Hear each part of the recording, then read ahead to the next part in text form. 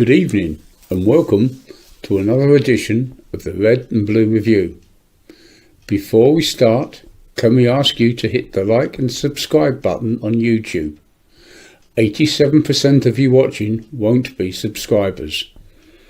You can also follow us on Instagram at red_and_blue_review, or follow us on Twitter at red_blue_review. Thank you. Now, on with the show. It's showtime, so put your feet up for an hour and tune into the Red and Blue Review. Nick, Ian, Jill, and the crew are waiting to hear from you, so get those comments in. Hey, here we go, ladies and gentlemen. Good evening and a warm welcome. 1 minute and 15 seconds, Nige. That's too long, mate. Welcome to the Red and Blue Review. My name is Nick Philpott. I'm with you as host this week. Thank you to Ian for all the ones that he's done recently, and I'm going to introduce the team one by one. Now, making his first appearance of the season, where the bloody hell have you been? Sir Jim Cannon. Good evening, mate. Good evening. I didn't know you'd already been on. I didn't. Nobody told me. And mind you, I nearly fell asleep listening to that introduction. I'd rather watch Pen Dry and listen to that. So, welcome back, mate. I presume you were at the game the same? Yes, I was. Yeah. And you interviewed somebody very interesting from our history. Yeah, Simon. Yeah, Simon Roger, Jolly Roger. And I saw a picture of him online today. As I said to you off air, I wouldn't have recognised him if I'd fallen over him. Yeah, he's changed. He's lost a bit of hair, but he's hiding it well. Yeah, some of it died, wasn't it? Was it died? Don't know. And I saw Vince there. Yeah, Vince was there yesterday as well. Yeah. Yeah, Vince, John Salako, usual mob. Yeah, I think Simon might be coming to do a little bit as well on match days. So. Oh really? Yeah. Good stuff. Good. And you had a good summer, mate. You ready for the season? Very nice. With the Red and Blue Review? Bit of a cruise, couple of weeks on the Med. So yeah, very enjoyable. Was it snowing on the Med? Because you don't seem to have had much suntan with the weather has been so great in the UK and your holiday. You don't seem to have caught much sun. I'm brown. It must be your telly. And welcome back, of course, my wingman Ian Noble. How are you, mate? I know you're a bit poorly. No, I'm all right. Yeah, evening, Nick. Evening, everybody. It's really nice to be on a show. First time this season where I haven't been hosting, and I can just sit back, let you do all the heavy lifting, and worry about what comes next, and I can just sit back and enjoy it and liaise with the chat. So that's all good. So I understand. A little birdie tells me that you spent the week murdering people. Is that right? Yeah, I went to a murder mystery fancy dress thing on Friday night. And like all the characters there, they're professional actors. We're in a wine bar, so a few drinks, something to eat, and you don't know who the murderer is till right at the end. And I was the murderer. So there you go. So I'm glad you had a good night, mate. I'm glad you had a good night. And of course, our Stato, Paul Gear. Hello, mate. How are you? Yeah, I'm all good, thank you, Nick. Yeah, ready to get back into it. I see you've got a new addition over your right ear. Yeah. The mini community shield has arrived to go with my full-size FA Cup now, so I'm going to be buying a cabinet. So you need a trophy cabinet. Did you know? I don't know if you saw it yesterday afternoon. At the top of the Homesdale, some bloke had a replica, and I don't know who he was or where he got the replica from. Full-size replica of the FA Cup, and he was charging people for a photograph with the FA Cup. Yeah, he was. And I don't know how much he was. I think it was did somebody say a £5 for a picture holding the FA Cup? Bit of a con, didn't he? Easy way to make money. How did he get it into the ground? He didn't get into the ground. It was outside. Was he? It's outside the top of the Homesdale on Homesdale Road with this thing on a plinth, okay? And people were queuing up the road to have their picture taken. Yeah, seriously. What a chancer. Absolutely. Right, we're going to start off with a couple of other bits and pieces. Ladies and gentlemen, you'll all be aware of the guy that looks after our Instagram account. Tom Clark Samuel, I know you're out there, Tom. Good evening, mate. Well done for all the hard work you do for us. Ladies and gentlemen, Lucy, have you got a slide we can show show the folks that are actually watching this live. I know this is not going to mean anything to anybody listening back on the podcast, but Tom is doing something called a Shine Night Walk, okay, for cancer research.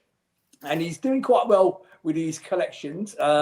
He's up to 530 quid last time I looked, and he's looking for more donations. So if anybody's interested in supporting our Tom, I say he works tirelessly for the page. He's never actually been on the Red and Blue Review, but he works for the group very hard in the background. So I'd strongly request, if you could, if you're in a position to do so, to give Tom as much support on there as you can. I think Lucy's going to put a link up if she hasn't already done so. And maybe she has. It's just there, Nick. It's just come through on the chat. So there's a link there. Good. I can't see it from here. Oh, there it is. And it's on screen for you as well. So it's fundraise.cancerresearch.uk.org.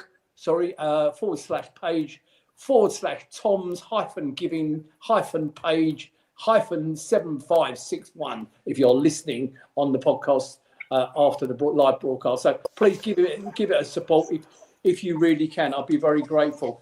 Other news from the club. Gentlemen, I want your views on this, really, because I'm a little bit confused.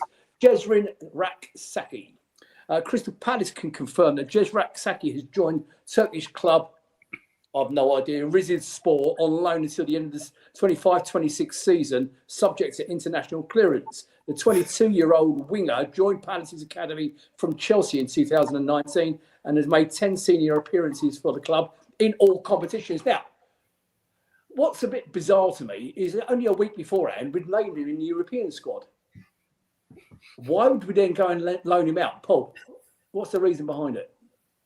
They obviously don't think he's going to make it as a Palace player, so they're obviously trying to maximise his value. Now, he's obviously had a couple of loans away from the club, hasn't he? And he always seems to start well somewhere, but I think like at Sheffield last year, something seems to fade or go wrong and anything. So I think they're just trying to loan him out, and if he has a successful spell, hopefully that club will then give us some money for him, I think.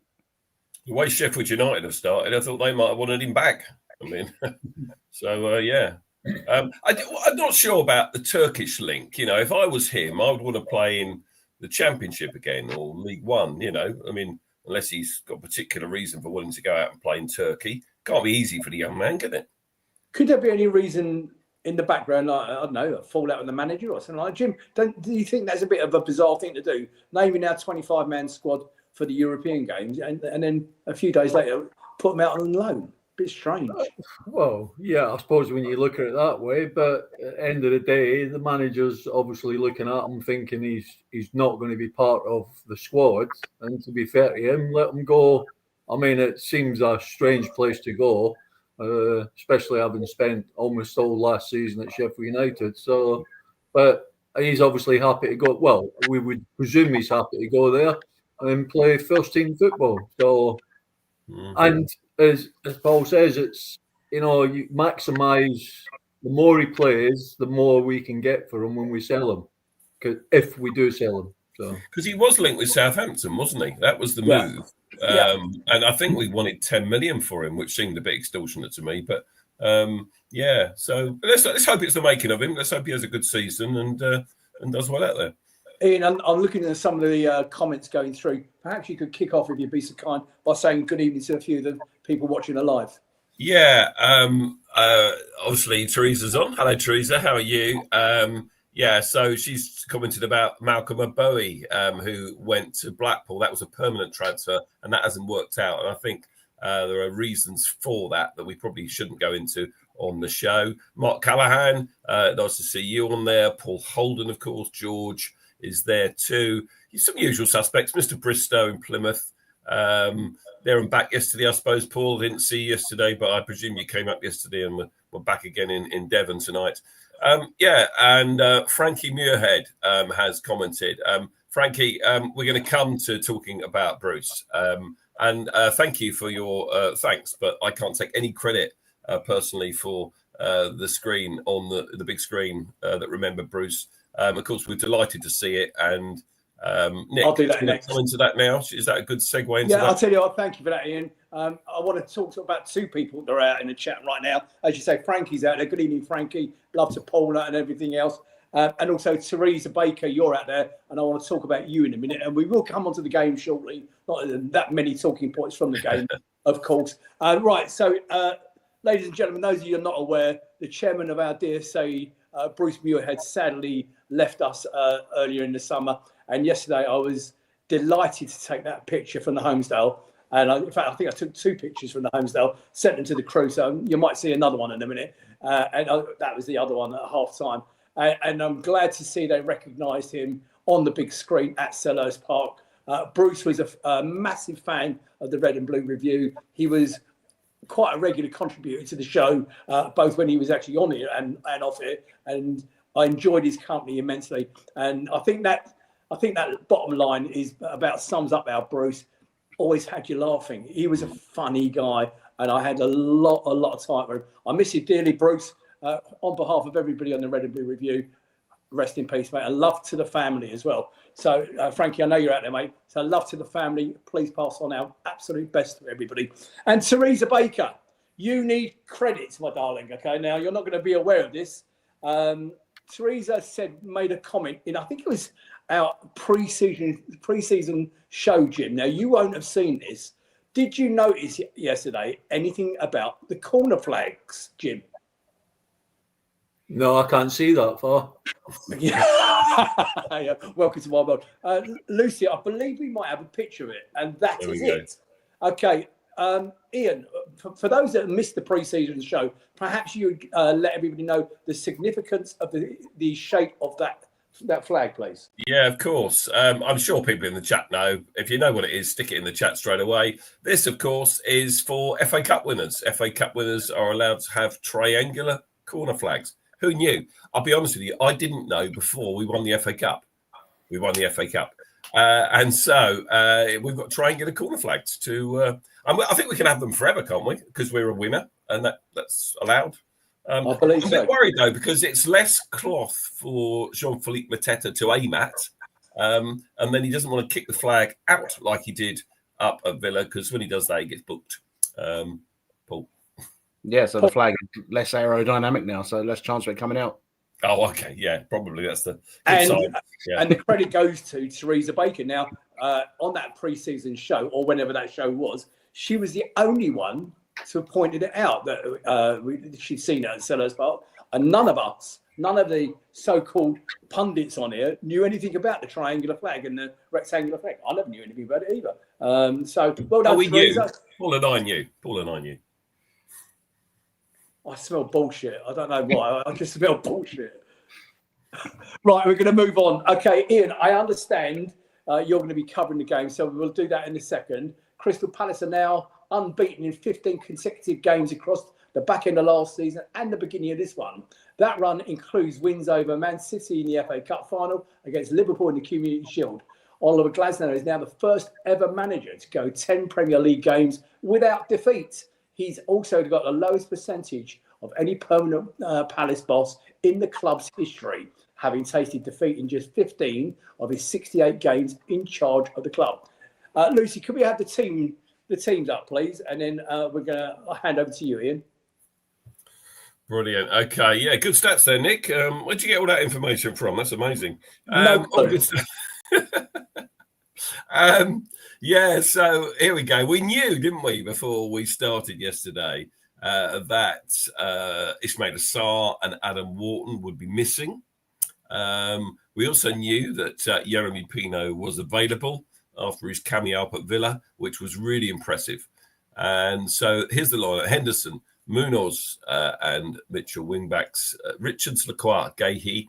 And just a word about those three, that I think I'm right in saying this, is that when they've played together in the Premier League, those three, on 11 out of the last 19 games, we've kept a clean sheet. So that's an amazing stat, those three together. When one's been missing, then we don't count that in those stats. Hughes and Lerma were in the pivot, sort of in the middle. Kamada played left, Pino played right, and JP Mateta up top. And the other new boys, which we'll talk about a little bit later, on the bench. So yeah, the bench is already looking slightly stronger, even with a couple of players missing. So that's great news. So yeah, Sunderland at home. You look at a promoted club, and you think actually early in the season, promoted club, you target the 3 points. You know, with most Palace fans walking to Selhurst yesterday, we were expecting the 3 points. But it wasn't. It didn't go to plan really because we didn't win, as we know. I think let's put it into context a little bit. Paul, do you know how much Sunderland has spent in this last window? I think they spent 161 million pounds or something silly like that, didn't they? Yeah, in fact, it's 180 million pounds, so considerably more than we have. So they've been really invested, and we've known other promoted teams spend heavily, and it hasn't clicked. But they've had a cracking start, and I think Glasner's obviously he's. I mean, we'll talk more about Oliver Glasner later, but he's so switched on. He would have had them.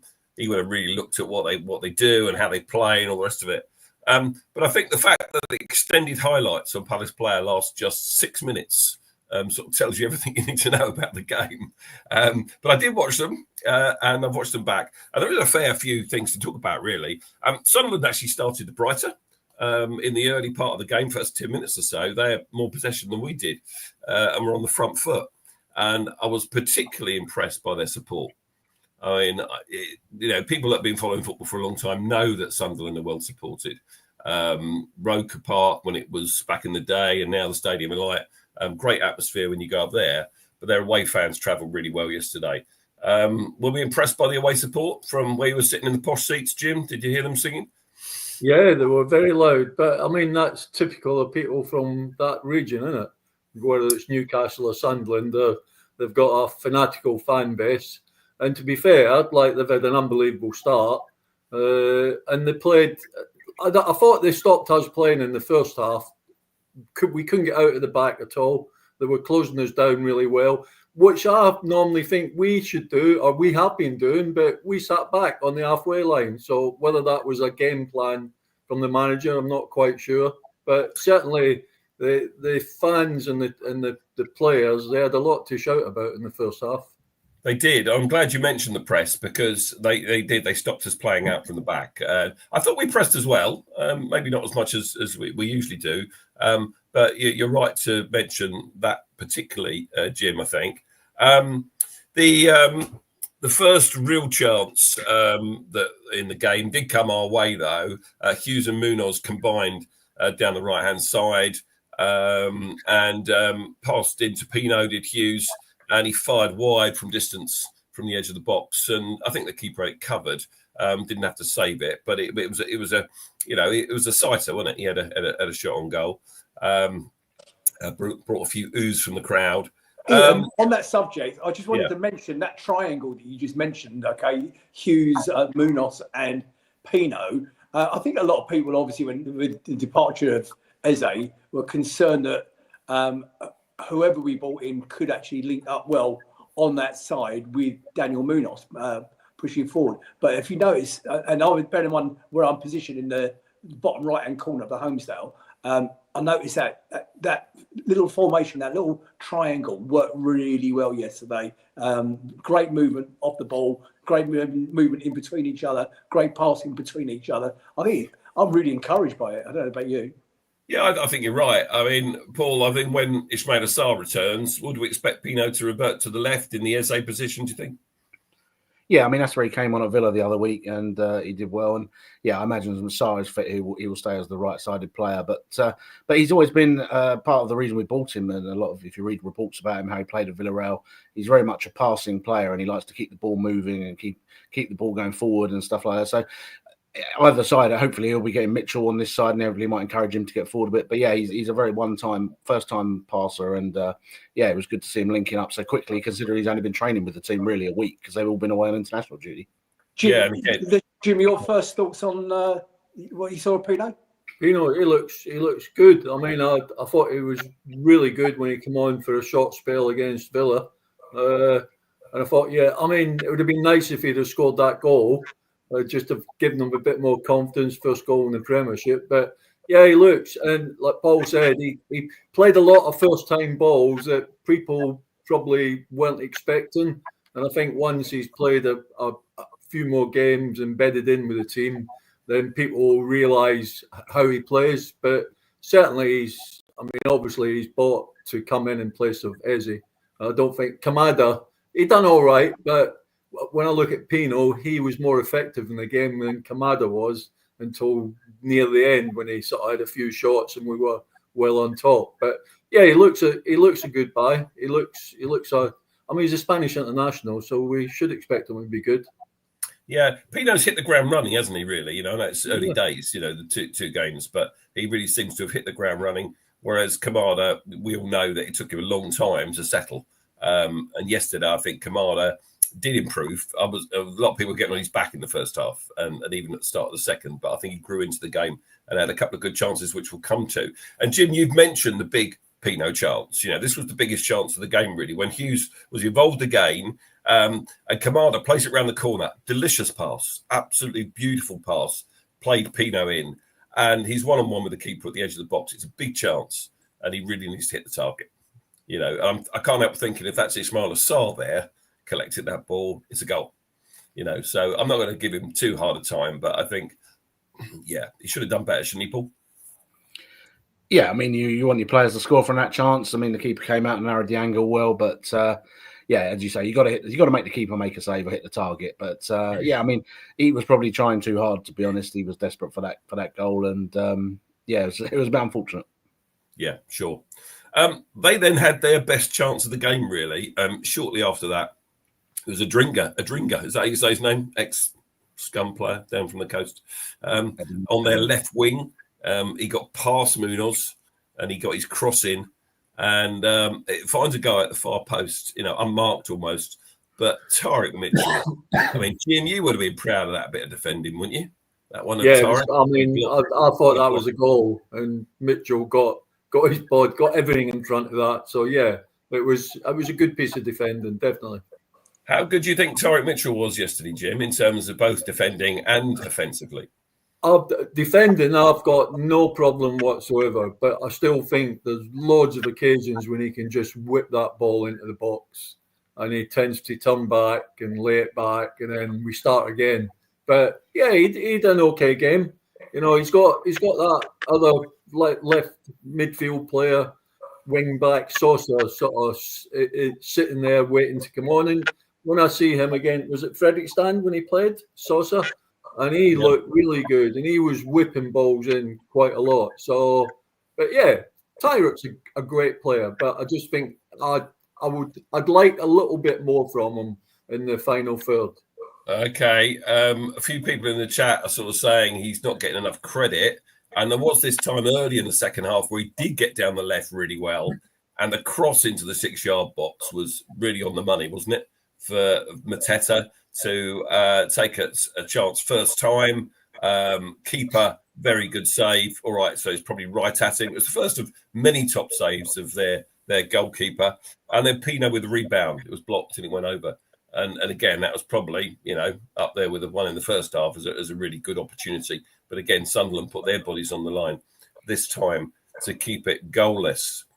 Ian, while you're taking a breath there, I just want to jump in there talking about Tariq Mitchell for a minute. I did notice on both post-match interviews by the manager yesterday, he singled Tariq out on the one on the Palace player and on the one on the CV. I think he was right to highlight. It was that saving challenge that you're talking about, but he actually highlighted Tariq. I think he does go under the radar a little bit because you've got people like Mark Gee alongside him, Max Henson on the other side of Mark, and so on and so forth. I think he had a really good game, and I think anybody that says his cross is not great, remember that's not what he's in the team for. He's primarily a left back, and he's a left wing back now, isn't he? He's a left wing back. But that's not what we bought him for. You're right. That's how Glasner was. He's got Munoz down the other side, and he is a wing back. Okay, primarily Ty Mitchell came into the team as a left back. Okay, and it's only under Glasner that he's improved, and he's improved. I think he's doing really well. Do you think he's had 2 England caps early on in his career? Do we think that Tariq Mitchell deserves another chance in the England squad? Take your red and blue tinted glasses off for a minute, Paul. I do. I mean, everyone on this show knows I'm probably one of Tyrick's biggest fans. And as a left back, I think there's not many better. And it's a problem position for England. You've seen who's played the left back in the last couple of England games. It's Lewis Skelly, who can't get in the Arsenal team. And there's all sorts of... He playing players out of position. I think Reece James even played there recently. So I think he's got as good a shout as anyone. As Nick says, he's he's not a left wing back by trade, but Glasner is making him that. And as Jim says, yeah, going forward is the bit that he needs to improve in his game. I think he is improving on it slowly but surely, but he's no Munoz, which is obviously what people compare him to. I think the other thing is we're still playing, as Jim says, he turns around and goes back, and I think that has to be under instruction a lot of the time. We do seem to be, it's very hard to be critical of the team at the moment in terms of it's the best, as you say, we're the best unbeaten run in the Premier League. It's the best unbeaten run in our history. I still do think we need to be a little bit quicker going forward sometimes, and we do want to turn around and go back. But you watch all the keeps they're all doing it. Sadly, it's keep the ball back. So it's, but yeah, I think I certainly have him in the England squad. Yeah, and Yasmin agrees with you. There's a surprise. Yaz says he should definitely be in the England squad. Of course, you think that, Yaz. I think he's improving offensively. And then the next chance really was Kamada's first effort. The ball fell kindly to him on the edge of the box, and he took a great effort, and the keeper got down low to his right and tipped it around the post. Their fans were singing, his name's Roof, isn't it? Is the Sunderland keeper. The Roof's on fire, they were singing, which is an interesting take on the Eze song. What happened next? There was another very good move, I thought was probably our best move of the match, that involved quite a few players passing through the lines. I think Devene was on the pitch by then. Munoz felt, is wide right. And they find him, and he crosses it in for Jean-Philippe Mateta again to have a great effort on goal. He couldn't have done anything else. A brilliant strike, and again it hits the keeper's shoulder this time, but he has to get his shoulder in the way to keep the ball out, and he did really, really well. And then I'm not sure how soon after. Then Uche was on. How do you say his name? Uche, is that how you say it? Yep, that's fine. Uche. Have we got that right? Uche. He was on the right-hand side. He collects a Tariq Mitchell cross. So this was Tariq crossed this one from quite deep rather than wide on the left. And it was headed on by Richards. And Uche shot into the ground, which again the keeper deals with. The ball then falls kindly to Kamada, who, I said earlier, he improved as the game wore on. Another great effort on target, and the keeper tips it round the post. And then finally, Richards had a long throw. And Mark Gay, he goes down in the box under pressure. Referee wasn't having any of it. But it was the other one beforehand that Glasner felt should have been a penalty. Paul, do you want to just talk us through that and your take on that particular moment? Yeah, I mean, I noticed it at the time because I turned to look at the bench, and every one on the bench was going up to the fourth official saying he had a high foot and he was doing. And so, as basically the ball's come in, and as Uche's gone to kick it, the defender's obviously put his foot up to block the shot, and all he's done is ended up blocking the follow through on of Uche's shot. So if he'd done that on the centre circle, you'd have got a free kick for it. It's one of those annoying ones they won't give us a penalty. I mean, we could probably come on to the ref's performance shortly anyway. But yeah, I mean, as I say, anywhere else on the pitch that would have been a foul. But yeah, they didn't want to give it house room yesterday. Yeah, I mean, is it one of those where if the referee does give it, VAR doesn't overturn it, and if he doesn't give it, they equally don't get involved? Is it one of those? Do you think, Jim? I haven't a clue. I don't know what goes through their minds. I mean, the Classic referee, reporting from Jim Cannon. But the referee Saturday played and watched a different game from what I watched. And when you expect a free kick, they play on, and when you think they should play on, they give a free kick. I think VAR's confused referees now, big time, and I think the people sitting in VAR haven't a clue anyway. So, what did you think of the ref? Mark Callahan wants to know, Jim. It was not very good. But then we're used to that. We're used to that, aren't we? We're used to that.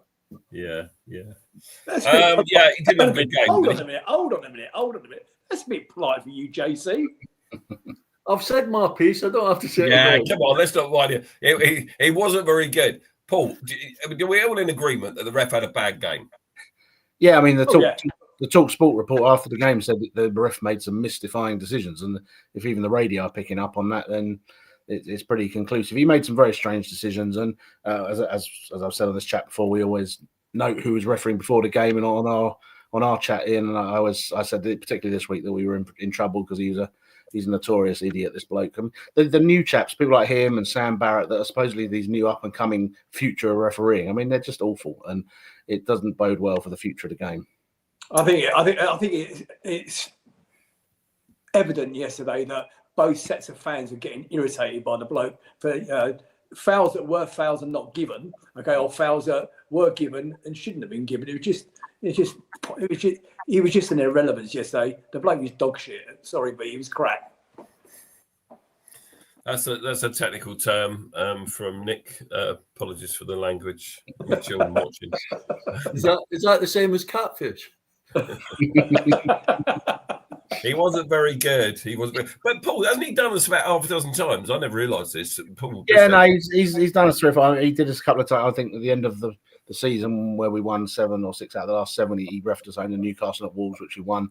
And I think it was the ref at West Ham last year as well. So, but I do remember having issues with him in the past. I know we've won those games, but yeah, as I say, he's one of those that just makes bemusing decisions. They seem to try and take the easy way out option. If someone falls over, they'll give a foul, and then when there is a quite obvious foul, he just plays on, and it's just it's baffling, really. Do we think that if it was a big club, like if this is Liverpool at 0-0 towards the end of a game, that's given? Are we going to come out and say that today, or not? VAR would probably intervene at that point for a big club, yeah. People are saying in the chat that it was a Stonewall penalty. Hand on heart, okay? I know he had a poor game in ours. From where I was standing, nobody around us thought it was a penalty. I saw my brother Simon said, "You right, side boy?" He said it was a Stonewall penalty, and he's sitting behind the goal. We didn't have that clear view. We didn't have that out, so I could only go. But people in there are saying it was Stonewall. Paul. Yeah, and Oliver Glasgow thought it was a pen. He said he doesn't often say things like that. If he doesn't, well, he wouldn't say it unless he really thought it. So, the thing is, we went on to have a shot, and so people were focusing more on what was about to happen and the fact that Kamada then had a good shot as well. So, but that's what VAR is there for, to go back and look. But yeah, they didn't. I think the top and bottom of it, Ian, is the keeper was, what do you call his name? Reef or whatever his name. He was the difference between the two sides. I mean, he had probably the best game of his season all over, I think.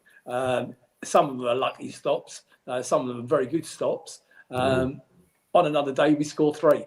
They didn't have, from my understanding, they didn't even have a single shot on target. So you can't say anything about Dino's performance because he didn't have a performance. No, you're right. And, their keeper was outstanding. I mean, he's prime Gordon Banks, Jim, wasn't he? From back in your day, he was had a great game, didn't he? Well, the save off his shoulder was excellent because it was about a foot out, and he hit it with a bit of pace. But yeah, he played really well. He looked a proper goalkeeper. I mean, even coming for cross, he must have gone up 15 foot at one point to pluck a cross out there. I thought he was exceptional, the goalkeeper, and he kept him in the game. Mark Callahan, he doesn't agree. He says he was a Jenny bastard. But I think he'd be a bit harsh there, mate. I think he had a good game. He had a really good game. In terms of possession, 56% Palace, 44% Sunderland over the course of the 90-plus minutes. I was a bit surprised only 4 minutes went up as well at the end of the second half. Our XG was 1.57 to their 0.36. So expected goals much higher, 14 shots to their 6. We had 6 on target. They had none on target. Their keeper made 6 saves. Guess what? Dino didn't have to make a save at all. And fouls were fairly even and corners 5-3. So, yeah, I mean, we definitely had the better of it. They would be happier with the point for sure. They've had a good start, as we said at the top of the show. I was talking to a few of some of the lads walking down the Homestead Road afterwards. They were saying, you wait till we get it all settled and they know what they're doing with each other. Maybe they've got a point. I think they'll be all right. I think they'll stay up, Sunderland. I would say that. They just drew at Selhurst Park, but I think they'll be fine. Yeah, I should think they will be delighted with a point. Bear in mind, with 15 games unbeaten now and 14 games will be played then, I should think they'll be absolutely delighted. They're playing the FA Cup holders, the Charity Shield holders, and you're a newly promoted team coming to a place like Selhurst Park, which is never an easy place to go to. I should think they'd be delighted, wouldn't you, Paul? Yeah, as I say, they'd have probably taken that. They've obviously started well at home. They've had 2 wins at home, and that's where they're going to try and make sure they stay up, get the points there. They lost their only away game at Burnley. But yeah, they're going to. I was surprised. I said to the guy behind me before the game, they'll come and they'll sort of park the bus or they'll be low block and all that, but they weren't. They tried to, as Jim said, they were in our half, they were pressing us, they were attacking, and if they show that kind of attitude for the rest of the season, they'll get a fair few points. So yeah, they could break the mold of this relegation teams for all the ones that just come straight up, straight down again. Yeah.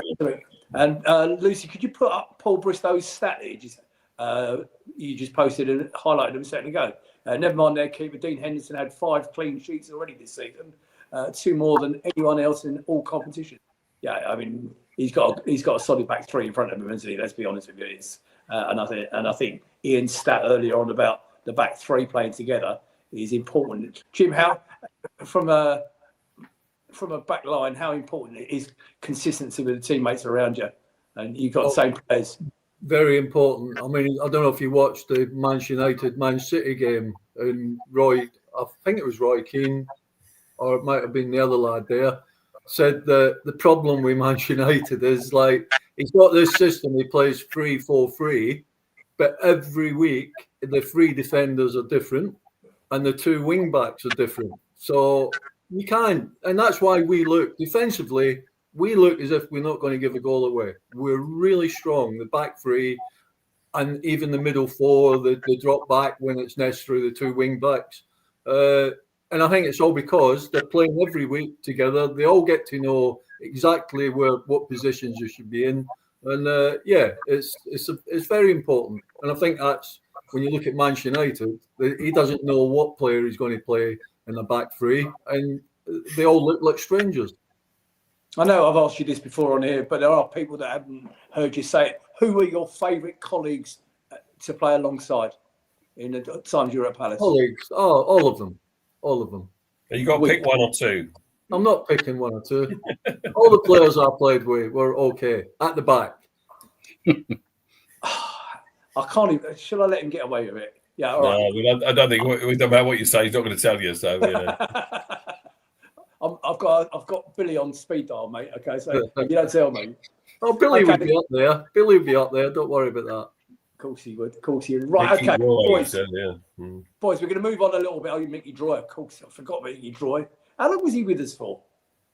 Not long, was it? Not that long. I don't even think it was there a year, but I'm not sure. No, I thought it was less than the season. Anyway, we'll move on. Boys, I want to talk about the 3 new arrivals. Okay, I know we touched on them during the game, for yesterday's game. Paul, can you give us a quick rundown on their history, where they've come from, and all that sort of stuff? We talk about Sosa, Pino, and Uche. I know we got Canvo as well, but we haven't seen him at all yet. Yeah, I mean, Cambo's a young guy. And he's been brought in for the future. He's really, Oliver has said that he's not one for now. And he's played. I think he played 18 games for Toulouse. I think it was. He's played all the France under 16, 17, all the way through to under 21 level. So he's obviously got something about him. But he's obviously one for the future. Do you think they brought him in, Paul, for a replacement for Mark? Okay, because they didn't know whether Mark was going to go or not. No. If they'd have done that, if Mark would have gone, the plan was, and thankfully it fell through. The Brighton 17th choice centre back who was going to come in on loan was apparently going to be the replacement. So we're glad that didn't happen. No, but Oliver said this guy he says he's played about 1,000 minutes of the French league, and he's not ready. He's certainly not ready to step up. It'll be interesting to see if he gets some minutes in cup games and stuff like that. But yeah, he's basically been bought for the future, and hopefully we'll go that way, and in a few years' time he'll be invaluable. You never know. Uche, as we said, is similar. He's 22, like Pino. He's been at a few different clubs. We got him off Getafe, where he played, I think, basically a season's worth of games. Scored 5 goals, I think, for him. But he looks. He's played international as well. He looks quite a strong player. I think he can play anywhere across the front 3. So he's more of a utility player. So when you've got the front 3 available, I think first choice will be Pino, Sarr, and Mateta. So he's going to sort of be pressing them, and hopefully whether it be the sub, and also we've got Nketiah to come back. So it's good we got some depth up there. Does he look like, somebody said in the chat just now, they thought he looked like Zaha-esque in his latter years. Would you agree? He certainly. There was at one point yesterday when he did something which I thought was a bit too clever at the time, and but I like players that try and take people on and do the unexpected. So yeah, he's obviously trying to impress, and hopefully he'll get plenty of time to do that. But it's just good to have the strength in depth. We've seen yesterday. I think as Ian said, Kamada's took a long time to settle in. Obviously, towards the end of last season, he sort of found his groove, he found his place. I thought we improved when he moved back into the holding midfielder position yesterday. I don't think he offers enough in that Eze role, the 10 role, for that. So he's going to be back there. So I think when the other guy comes out, Uche or Pino, I think he will be feeding them a bit better. So yeah, I think again these signings are basically squad signings. I don't think other than Pino, who's come in to replace Eze, I think the other people we've bought, obviously Sosa's back up or going to challenge Mitchell. Keeper obviously is back up, and I think Uche and Camvo they're basically bench players who will come in when they're needed rather than first team players. So the window was good in that respect. It ended up good. It was obviously a stress at the time, but yeah, the fact that we didn't get any replacement for Mark obviously is why he stays, which is great for us. It'll be interesting to see how that pans out over the season, whether anyone comes in from in January or whether they just hold out and get him for free next year, which obviously won't be great for us on the financial front because we've got to find money to replace him. But no, they look good players, and it's just a case of giving them minutes. I mean, we bought Esse in January. He's not really had minutes, and while the team is playing so well and so consistently, players will find it hard to break into the team. So yeah, they're just going to have to be ready to take their chance when they get it, and hopefully we'll get to see some of them maybe, as I say, in the cup this week. Interesting point, Nick. Sorry, just went through there that, of course, Uche is a Nigerian international. We'll miss him for at least 3-4 weeks with AFCON. Thank you for making that point as well, Ian, and good evening to you. I know we have at least one new face from Nigeria watching the show. Good evening and welcome. Andy Hopper, I know you're down in Brisbane, and he's watching the show. So good. If you're not watching from the UK or listening from the UK, you are more than welcome to the Red and Blue Review. Jim, this is your first appearance on the show this season. Your overall thoughts, please, on the transfer window. Well, it was good that we kept Mark Gay, maybe not for the chairman, but as Paul said, unless you've got a replacement coming in, you just can't afford to let them go. But when you look at Sunderland spending 180 million, but we never spend a lot of money. We seem to make a lot of money. You know, last year we're selling players for 50 odd million, this year 65. But we don't bring. But saying that, you know, we brought in Lacroix, we brought in Munoz, we brought in Wharton. We hardly paid anything for any of them players, and they're all worth fortunes now. So the window was probably what we expected. As long as we've got replacements for certain players, I was glad Pino came in because he does look like a ready replacement for Eze. Other than that, I think we're all right. I mean, we got players long-term injuries as well. I was just coming on to that now. Dakure and Chad Riyad, or who's played no games at all, but looked a good player when he was playing. So, I mean, maybe if you look at him, is he going to get fit? I don't know what's the matter with that lad. I don't know what his injury was. His injury, he was started to make a comeback, and now he's had a setback of the same injury. So I don't know how long he's going to be out for. But again, you make a great point that you got Riyad and Dakore to come out. Let's not forget, yes, his performance wasn't an altogether poor performance by any stretch of the imagination, and we've still got Wharton out, Sarr out. So there's 4 or 5 players to come in to give us squad depth. So with that in mind, Paul, looking ahead to the European games, and in fact, I'll tell you what we do. We'll look ahead to the Millwall game. What changes would you make for the Millwall game? Bear in mind, you are talking about a manager here that is solely focused on not changing, putting out his strongest team for the cups, and the one he hasn't won, of course, is the Carabao Cup. Yeah, I mean that's the thing. As we say, he takes them strong. He takes them seriously. He plays strong teams. I think you need an element of squad rotation at some points in these games, especially with Europe. We've got those eight. Well, with the 2 we've had, the 6 extra games. We've got more games to play this year. So there may be, obviously Benitez, I imagine, will come in in goal for Dean. He's played Sosa in the cups, the European Cup game instead of Mitchell, so he may do the same again tomorrow. And other than that, I mean, personally, I think Mateta probably needs a bit of a rest. He's obviously played every game up front on his own. He's not had Nketiah to come on for him, so he's played 90 minutes most games as well. So potentially you could play Uche up front. But yeah, other than that, I think it's probably going to be the normal defence other than Mitchell. And yeah, midfield, obviously, with the guys out, is probably still going to be Lerma and Hughes. And yeah, more chance to get Pino. You don't think you can put pop Devaney in there? Might do. I don't know. I don't think he will. I think, as I say, there's enough. I think he'll have another squad. I think, yeah, I think he may want to put Uche in. But yeah, it's nice that we're having this conversation because we have got some options, which is good, which has not always been the case. Ian, Tony just made a good point. Don't you think? I think we probably all agree that Mateta didn't look on his best form yesterday, and he maybe is tired. And Tony just said the one thing he will want to do is play 90 minutes against that lot, Millwall, after what happened last season.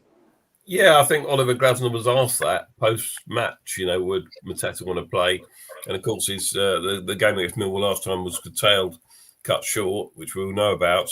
I thought Jean-Philippe Mateta played quite well yesterday. I think the two chances that we discussed, when he took the Mitchell shot and then the Munoz shot. Sorry, the Mitchell cross and then the Munoz cross. And he got on the end of those two efforts.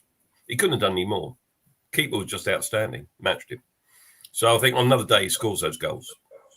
So I think he'll want to play. So I think he'll start Mateta. Jim, would you make any changes? Yeah, if we had another forward, I would probably give Mateta a rest. I thought he looked a bit heavy-legged yesterday. I thought for most of the game he got bullied. I agree. The centre half was all over him. His touch wasn't that good. He gave the ball away more, and this is a guy that doesn't do that. So, I mean, Glasner will play his strongest team and then change it. He'll change 2 or 3 or 4 when he feels that they're in a nice position.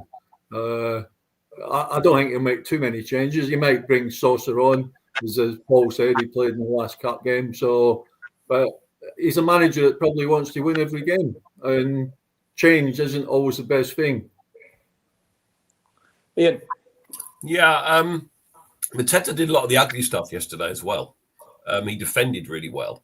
He had, John Knox asked, are we going to talk about FPL? No, John, we're not, because I'm not doing very well. But he had 9 defensive contributions for a forward, which is outstanding. Really good. Didn't get any extra points in FPL for it, but nevertheless, it was a really good stat, I thought. He got in the way. He was heading corners out. He tackled back a couple of times. Did brilliantly. Paul? Yeah, he did all that as part of his job, and he did it well. I just thought he wasn't holding the ball up as well yesterday, and the ball was bouncing off him a bit, and he didn't get much change out of the centre-backs. Yeah, he had some good – once we started throwing a bit more attack, he got some more chances. But yeah, I just think, like I say, at the end of last season, he was playing 60, 70 minutes every game, and then Nketiah was replacing him, and I think that helped keep him fresher. And he's obviously not had that this year. So, yeah, I think they all need a rest. Otherwise, when we saw what happened to Walton and Sarr the other week, they played 6 games in a very short space of time. And obviously, they had the plastic pitch the week before and they got injured. And I think we've got to just be a bit careful with some of them. I've forgotten all about Nketiah. Of course, we've got Nketiah to come back as well. He's due any time. He's nearly ready. He said he'd be ready for West Ham probably. So, yeah, Mark see him on the bench for the weekend. Jim was talking about our injured players. I forgot all about Nketiah to come back. I mean, where he actually fits in, I would have thought he'd have been an ideal person to pop into a couple of the early rounds of the Cups, actually, if I'm honest with you. Because one, he needs game time, and B, he needs to get his confidence levels up. Could you see if Nketiah is that close, Jim, you put Nketiah in for Mateta, or would you not bother? Well, I think the same as I said, that he'd probably start with Mateta, and then he's got the option to bring Nketiah on. I mean, remember Nketiah started playing really well sort of towards the end before he was getting injured. He was starting to look the player that we realised he was at Arsenal. He was getting in behind. He was scoring a few goals. So it'd be nice to get him back, just so that we've got the depth. Yeah, we can change it if we want. I'm going to ask a question then. Is he? Were we right to spend 30 million quid on him? What would you get for 30 million these days? Yeah, If he's 30 million quid, what's Mateta worth? At the start, probably not. But as the season went on, he looked a lot better. He looked sharp. He was getting in behind. Bear in mind, he's only coming on for 20 minutes during the game. So I thought he was looking a lot better. JP Mateta, I don't know. What's he worth? 70 million? Clubs won't pay that now, though, will they? No. Probably Right, Ian, you first, and then yeah, I think one of the things that we'll see in the selection for the Millwall game will be maybe resting players that have done a lot of travelling in the international break. So Richards has had a lot of minutes with the US, did a lot of miles. I think Munoz might be the one that is all right. He played for Colombia. Mark Gahey even, a lot of minutes for England. So Mateta hasn't travelled. He was in the UK, wasn't he? He didn't travel anywhere. He's not selected by France. So I think we'll see players that have been away on international duty, that have travelled a lot, had a lot of minutes internationally. They may be the ones that get some rest for this Millwall game. Okay, Paul. Yeah, as I say, Ian's probably right. I think there'll be a lot of substitutions one way or the other. But yeah, just going back to Eddie, I think 30 million these days is the going rate for a Premier League striker, isn't it? I mean, you see what Brighton have bought some players for from Championship clubs and things like that, and other teams. It's we got the guy who's the highest ever England under-21 goal scorer, did a reasonable job for Arsenal when he came on. So yeah, I think again, these players, it's like the Arnie Slot said about Jezrak this week. We didn't buy Eddie Nketiah for the first 3 weeks. We bought him on a 4-year contract, and yeah, he took time to settle in. But as Jim said, he scored 7 goals at the end of last season, and he was always a good option to come and, as I say, freshen the team up. So hopefully, when he's back, as you say, I think he said in the press conference last week that Adam and Eddie may be back for West Ham, but if not all 3 of them, and Saul will be back for Liverpool. So yeah, we're going to start to have a really strong squad with some good options. Okay, I'm going to change the subject because for those of you not aware, Sharon Lacey has rejoined the club at a more senior level. I believe she's non-football operations. And with that in mind, gentlemen, I'm going to ask you about the ticketing situation at Selhurst Park. Jim, this may not be something you're aware of, but Ian was telling me earlier, we're playing Millwall on Tuesday. Is that right, guys? Tuesday, yeah, Tuesday evening. And as he sent his message this morning, he still hasn't received his ticket for the game, and the game is on Tuesday night. And also, we're playing West Ham next week, and he ain't got a ticket for that either. Paul, are you in the same boat as that? Yeah, I haven't received anything yet. I mean, they did say when you bought the Millwall tickets, they'd be sent out 24 hours before the game or no later than. So I expect obviously to come out tomorrow.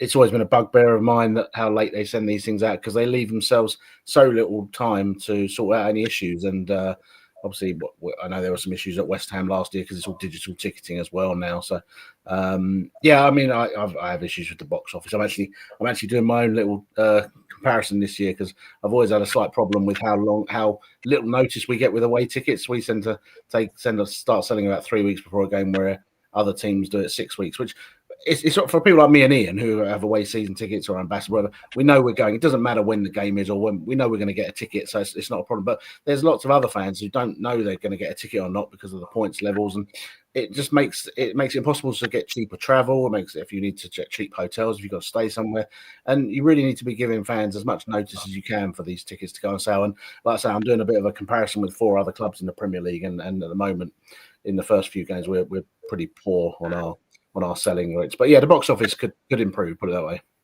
So we're going to have our own research on this and some real stats on it, Nick. So we'll get Paul back and talk about these stats when he's got all the information.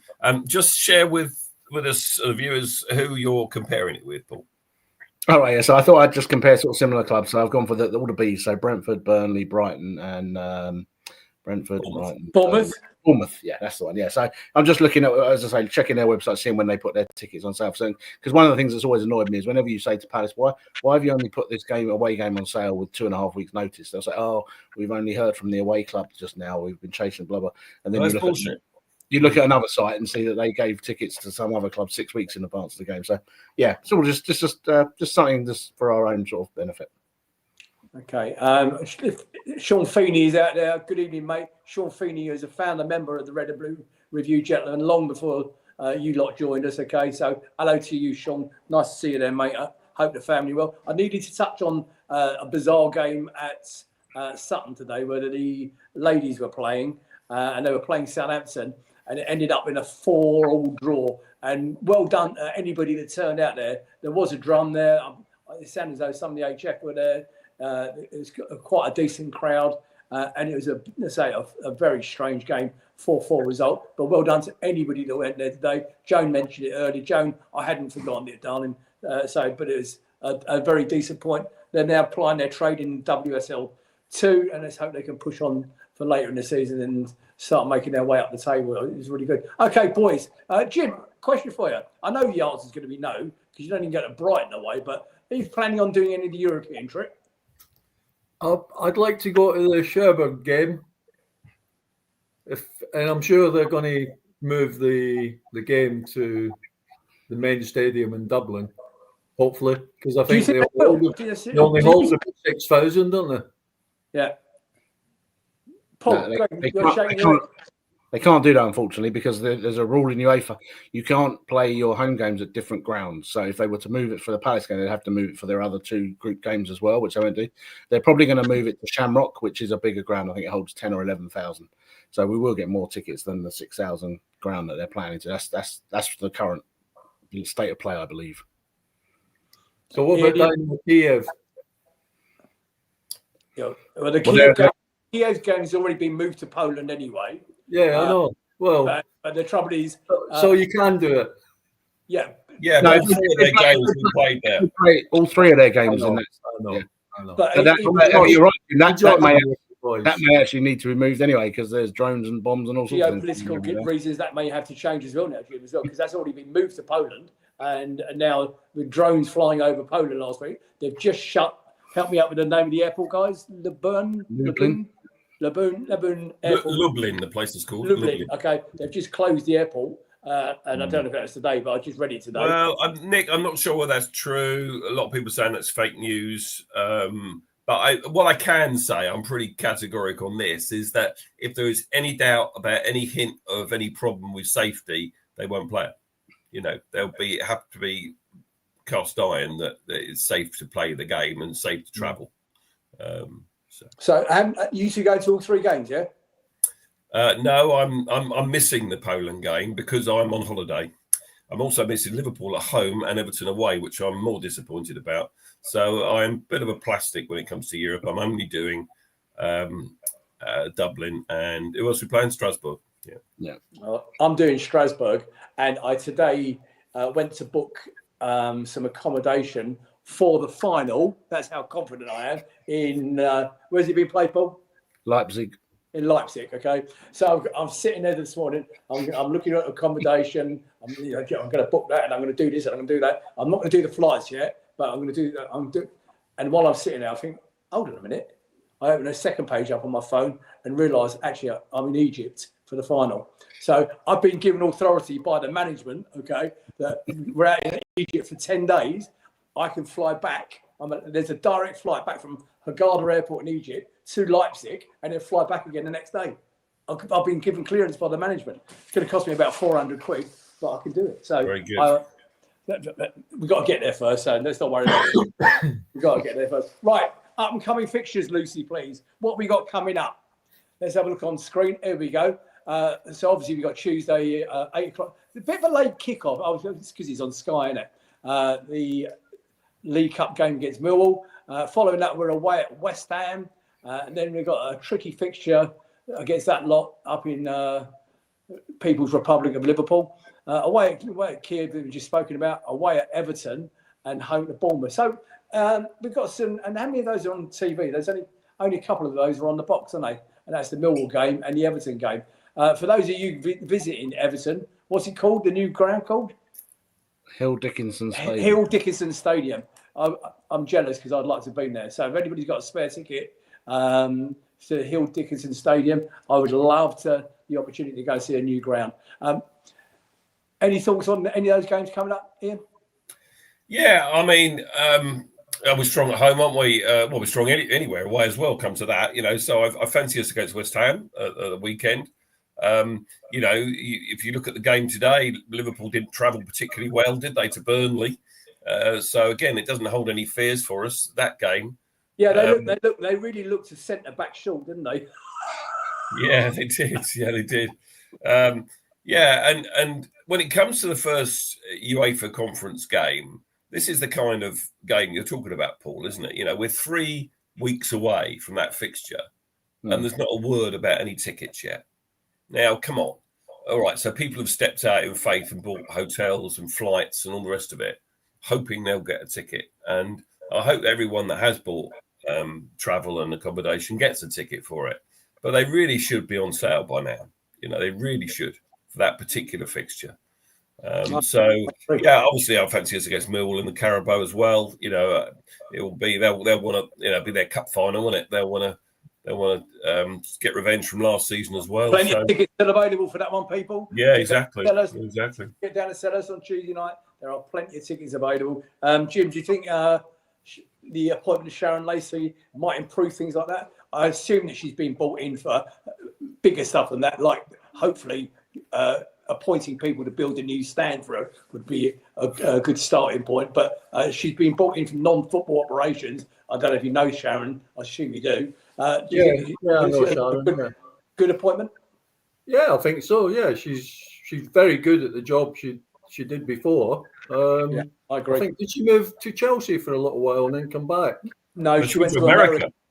Oh, America. Well, somebody told me Chelsea, but no, I think she'll be fine. She knows what she's doing, so I think she'll be a great asset. Yeah, and you know what? I agree with you because I've had a few dealings with myself over the years. Sharon, I know you're on a lot of the Facebook groups. I hope you're watching this. We wish you every success. Please come on the show and let us know what your movements are. Let's know what you plan to do because we'd love to have you on as a guest. Guys, I'm going to draw a line there because I've got an early start in the morning. I thank you for your input. I thank you for your contact and your contribution. Jim, great to have you back, mate. A couple of weeks' time, all right? You want to come back? Let's do a post. Let's do a post-European game and bring it on here and come talk to us about it. Paul, Ian, as always, I thank you. Everybody else out in the chat. Special thank you to Lucy Usher who stepped up this evening. Lucy, I know you're listening in the background. She's producing. On behalf of myself and all this wonderful team I've got with me, I can't do it without them. Take care, have a good week, and come on, Palace against Millwall. We owe it for Mateta. Good night, everyone. Good night. Good night.